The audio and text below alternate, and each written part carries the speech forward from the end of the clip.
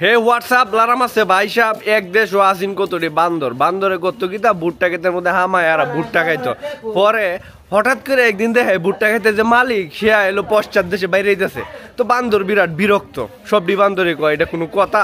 শান্তি মতো ভুট্টা খাইতে পারি না এটা মরে না কেরে এই মালিকটা যদি না থাকতো তাইলে মনে হয় ভালো হইতো আমরা আরামসে ভুট্টা খাইতে পারলাম।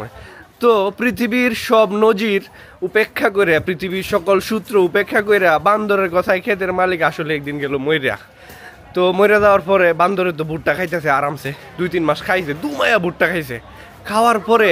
যখন 1 বছর পার হয়ে গেল পরের বছর ভুট্টা খেতে সিজন আইলো নতুন চাষবাস তো করতে হবে ভুট্টা তো চাষ না করলে হইতো না চাষ তো আর বান্দরে করতো না পরে তো হাইরে ক্ষেত তো পতিত পড়ে রয়েছে ক্ষেত তো কেউ চাষ করে না মালিক তো নাই এখন কেলা চাষ করবো আর কেলাই পাশার মধ্যে বাড়ি দিব আর কেলা গিয়ে ভুট্টাটি খাইবো পরে বান্দর করতে হাইরে এটা কি করলাম এর লেগে কই স্বর্ণের ডিম পাড়া হাঁসের খালি আপনারা ডিম খান যে হাঁসটার একবারে খাইলেন না তেলে কিন্তু ফেস লাগে যায় এটা কিন্তু জীবনের শিক্ষা বুঝছেন।